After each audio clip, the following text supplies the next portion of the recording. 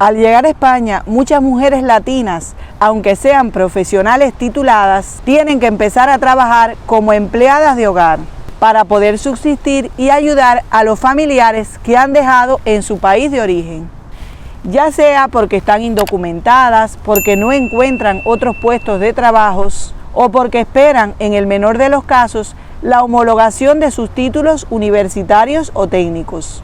Pero muchas mujeres que aún no han llegado a España no tienen claro qué es una empleada del hogar ni cómo funciona este trabajo. En este video te voy a explicar en qué consiste el trabajo doméstico en España y sus características, así como la situación actual. Por tradición, el trabajo doméstico en España lo han desempeñado en su gran mayoría las mujeres españolas procedentes del medio rural. Sin embargo, en los últimos años han sido las mujeres inmigrantes las que han ocupado esos puestos por la escasez de mano de obra española, los bajos salarios y la explotación laboral. Existen empleadas internas y empleadas externas. Las internas son las que viven en la casa familiar, aunque no forman parte de la familia.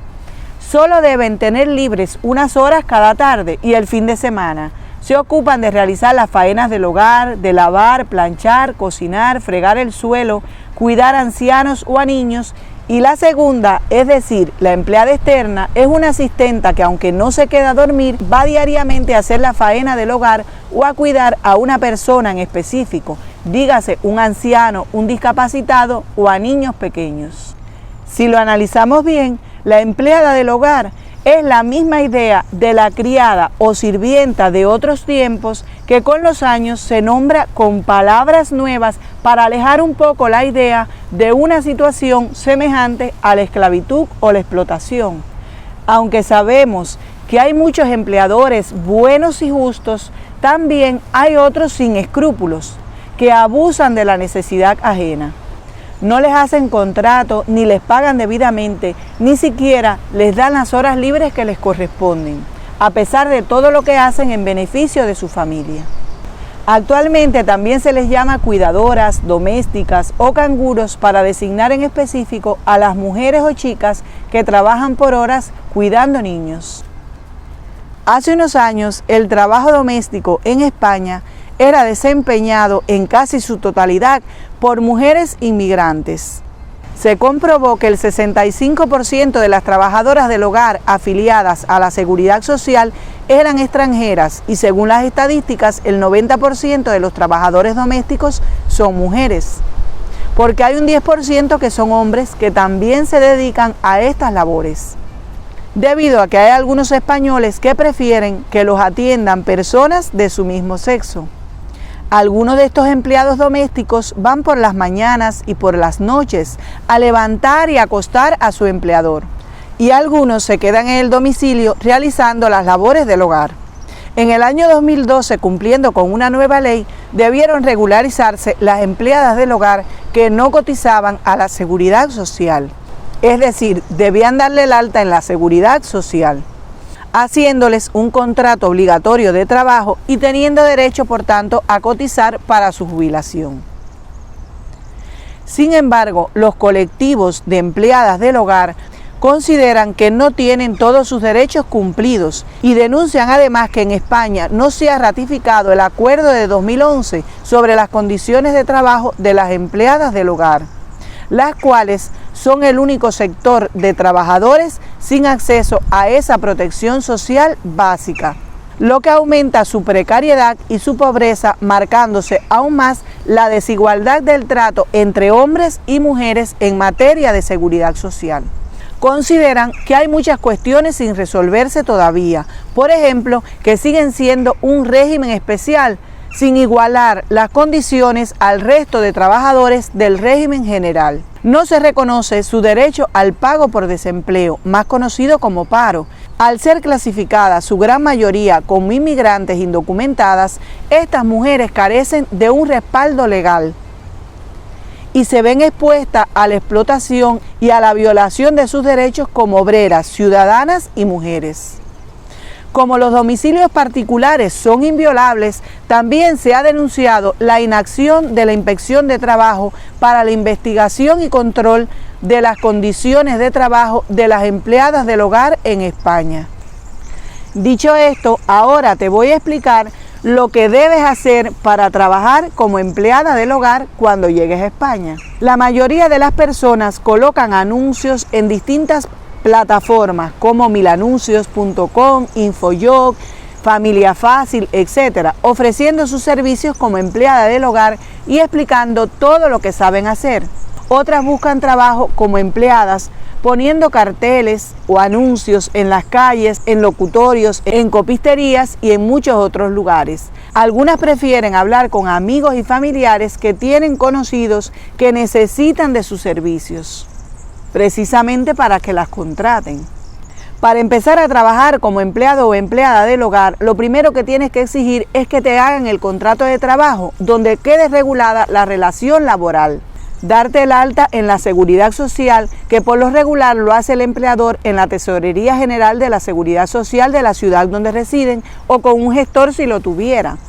Las trabajadoras del hogar que trabajan en un domicilio menos de 60 horas al mes pueden gestionar ellas mismas su alta en la Seguridad Social. Pero si tienen un certificado digital, el alta se puede hacer por la sede electrónica. Esta alta en la Seguridad Social debe darse antes de empezar la relación laboral. Deben documentarse de todos los derechos que tienen las trabajadoras del hogar, los salarios, las horas libres, las vacaciones, las pagas extras, qué pasa si la despiden, qué pasa si su empleador muere. Y si acaso deja de trabajar como empleada del hogar en un domicilio, se debe gestionar la baja dentro de los 3 días siguientes para que no haya ningún tipo de problema. El abono de la cotización a la Seguridad Social lo debe hacer el propio empleador. Las empleadas del hogar pertenecen al colectivo especial de empleadas del hogar y se quiere incorporar ese colectivo poco a poco al régimen general de la Seguridad Social para que tengan el mismo derecho que el resto de los trabajadores, pero aún no se ha hecho por completo. Para saber las cotizaciones que se deben pagar como empleada del hogar, debes ver los tramos correspondientes a los salarios. Dichos tramos se publican de manera anual. Debes revisar cada mes tu nómina, donde se verán reflejadas las contingencias profesionales de las que se hace cargo el empleador y las contingencias comunes de las que una parte se hace cargo el empleado o la empleada del hogar. Las empleadas del hogar tienen una serie de derechos que debes conocer. Por ejemplo, el despido. Cuando a una empleada de hogar la despiden, debe muchas veces reclamar ante un juzgado y puede que el juez declare que es un despido improcedente, el cual se paga a 20 días por año de servicio. Algunos empleadores te dan la carta de desistimiento, que es un escrito que consiste en manifestar que la empleada se acoge a esa figura de desistimiento y con ello la ley le autoriza a pagar tan solo 12 días por año de servicio a su empleada. En concepto de indemnización por el desistimiento, ese no es un despido como tal. Las pagas extras también hay que exigirlas. Se deben cobrar a partir del año 2012. Les corresponde una paga extra completa en el mes de julio, que es la llamada paga de verano, y otra en Navidad, que es la paga de diciembre. Tienen derecho a vacaciones como todos los trabajadores. Son 30 días de descanso remunerado. Tengan mucho cuidado con los contratos verbales, porque al no tener papeles, no dejes que abusen de ti. Tienes los mismos derechos, aunque no tengas un contrato por escrito, ni estés dada de alta. Esto realmente se sabe que es trabajar en negro, pero aún así la ley protege al trabajador ante maniobras de explotación. Tengan mucho cuidado con los contratos verbales. Al no tener papeles, no dejes que abusen de ti. Tienes los mismos derechos aunque no tengas un contrato por escrito, ni estés dada de alta en la Seguridad Social. Esto realmente es trabajar en negro, pero aún así la ley protege al trabajador ante maniobras de explotación. A esas personas que cogen a trabajadores en negro y a la vez los explotan, se les ponen multas altísimas. Yo sé lo que se siente porque he sido empleada del hogar. Al inicio tienes un poco de miedo, te sientes como una hormiguita, trabajadora pero pequeña e indefensa. No obstante, debes superarte, crecer como persona, perder ese miedo y defender tus derechos. Hay otros empleadores que aunque te hacen el contrato, te quieren pagar menos o no te dan las pagas extras que te corresponden o las horas libres. Por tanto, debes informarte, leer, documentarte, averiguar para que no te dejes explotar, no te quedes callada. Dirígete a un abogado para que te asesore y haz la reclamación o la denuncia si es necesario. Conoce tus derechos. Debes saber que no estás sola.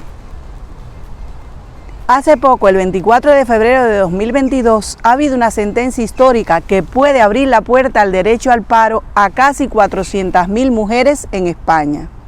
Resulta que un abogado y profesor de una universidad de Vigo, en Galicia, preocupado por la igualdad social y conocedor de la discriminación que sufren muchas empleadas del hogar en España, conoció a una empleada que estaba muy angustiada por la falta de protección por desempleo, ya que tenía miedo que cuando fuera mayor de edad se quedara sin empleo y sin derecho a paro ni a otros subsidios asociados.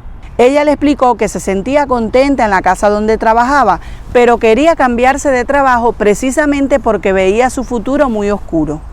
Motivado el abogado con este caso, decidió hacer la demanda sin cobrarle ni un euro a Mariana, la trabajadora del hogar.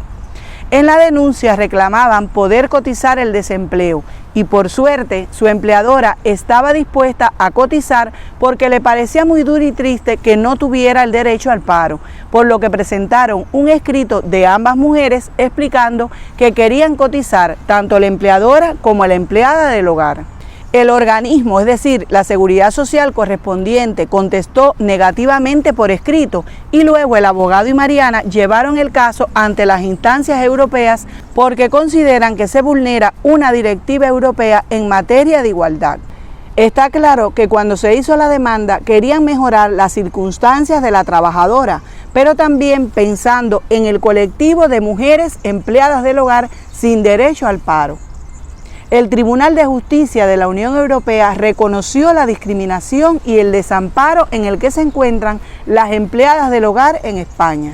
Estamos muy contentas con la decisión del Tribunal de Justicia Europeo, pero después de esa sentencia hay que esperar la reacción del gobierno español una vez la revise. Pueden tratar de esquivarla o tendrán que regularizar cómo será el acceso a la prestación por desempleo y a las cotizaciones.